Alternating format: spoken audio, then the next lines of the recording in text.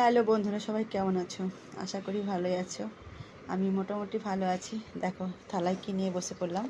পাকা কাঁঠাল এখনও খাইনি, কিন্তু কাঁঠালের বীজ চলে এসেছে ঘরে। তো পাকা কাঁঠালের থেকে আসলে আমি কাঁঠালের বীজটা খেতে বেশি পছন্দ করি। আর এখানের মানুষরা সাধারণত পাকা কাঁঠালটা খায় না, এই বীজগুলোকে বের করে কাঁঠালগুলোকে ফেলে দেয়। তো যাই হোক, আমার বরমশাই নিয়ে এসছে বাজার থেকে পাকা কাঁঠালের বীজ। তো এই ভাবছিলাম পাট শাক দিয়ে খাবো, কিন্তু পাট শাকও পাওয়া যাচ্ছে না এখানে। সময় সময় সব কিছু পাওয়া যায়, আবার সময় সময় পাওয়া যায় না। তো পাট শাকটা এখনও পাইনি এই সিজনে। আর আমার তো ঘেটকুলের ডাঁটা দিয়েও খেতে বেশ ভালো লাগে, তবে ঘেটকুলের ডাঁটাটাও পাচ্ছি না। তো যাই হোক, তাহলে কি খাওয়া যাবে? তাহলে ভাবলাম যে এটা একটু ভর্তা বানাবো।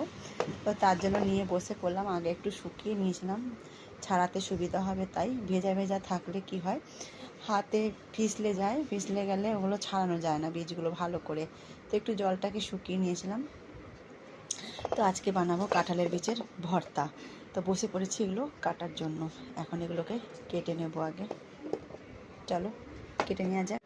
পুরো ভিডিওটা দেখার জন্যে অবশ্যই সাথে থাকতে হবে। তো চলা যাক, বীজগুলো আগে কেটে নেওয়া যাক।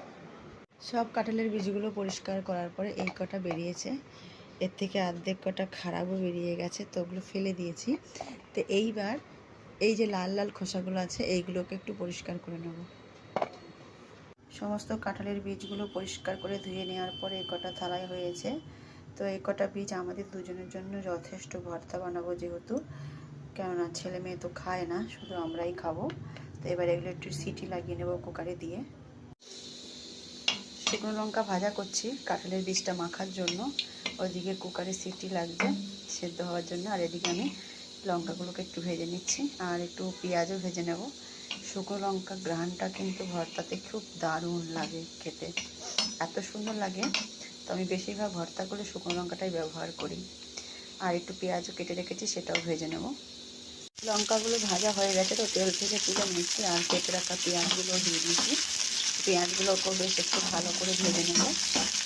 আর দেখতে পাচ্ছি আমার প্রিয় কড়াইটা আছে এখানে। যতদিন চলবে ততদিন চালাবো, দারুণ লাগে এটাতে ভাজা পোড়া করতে। দেখো বীজগুলো সিদ্ধ হয়ে গেছে, কুকার থেকে বের করে নিয়েছি। এদিকে দেখো পেঁয়াজগুলো ভাজা হয়ে গেছে একদম লাল লাল করে। আর লঙ্কাগুলোকে আমি কিন্তু লবণ দিয়ে একটু বেশ ভালো করে পাউডার করে নিয়েছি। এইবার এটাকে আগে গরম গরম বীজগুলোকে একটু ম্যাশ করে নেব, এই যে এটা দিয়ে, কেননা হাতে তো গরম লাগবে, তারপরে মাখা হবে। এবার কিন্তু বেশ ভালো করে এটাকে ম্যাশ করে নেওয়া হয়েছে। এটা শিলবাটনাতেও বাটা যায়, তবে আমি এভাবেই বানাচ্ছি। এইটুকু জিনিস আবার শিলবাটনাতে কি বাটবো, অ্যাকচুয়ালি শিলবাটনাটা আমি অনেক কমটাই ব্যবহার করি। আর আমার দিয়ে দিচ্ছি একটুখানি সরষের তেল। দেখো সরষের তেল দিলে তো আরও বেশি ভালো লাগে গন্ধটা। এবার মেখে নেব। আজকে আবার কাঁঠালের বীজের ভর্তাটা একদম রেডি হয়ে গেছে। দেখো এবার শুধু খাওয়ার পালা। একদম পুরোভাবে হয়ে গেছে। ওপর দিয়ে একটু সরষের তেল দেখা যাচ্ছে, হ্যাঁ একটু সরষের তেল দিয়েছি আর ওপর দিয়ে, এটাতে কিন্তু আরও দারুণ লাগে খেতে। দেখো দেখেই কত ইয়াম্মি মনে হচ্ছে না? তো যারা যারা খাওনি এভাবে অবশ্যই একবার ভর্তা রেসিপিটা ট্রাই করে দেখবে, দারুণ মজা লাগে। হয়তো অনেকেই বা খেয়ে নিয়েছে, অনেকেই হয়তো বা খাওনি। তো যারা খাওনি তাদেরকে বলছি, আর একটু বেশি বেশি আমার ভিডিওটাকে শেয়ার করে দেবে। আর রেসিপিটা কেমন লাগলো সেটা অবশ্যই কমেন্টের মাধ্যমে জানাবে। ওফ, দারুণ লোভনীয়। গরম ভাতের সঙ্গে তো খেতে দারুণ লাগবে। আমি কিন্তু আর কথা বলতে পারছি না, মুখ দিয়ে অলরেডি জল চলে আসছে আমার। এই ভর্তা দিয়ে খেলে আর মাছ মাংস পোলাও বিরিয়ানি কিচ্ছুই লাগবে না, এক থালা ভাত পেট ভর্তি করে খাওয়া যাবে। তো যাই হোক বন্ধুরা, ভিডিওটা যদি ভালো লেগে থাকে শেয়ার করতে ভুলবে না, লাইক কমেন্ট করতেও ভুলবে না। ধন্যবাদ সবাইকে, টাটা, বাই বাই।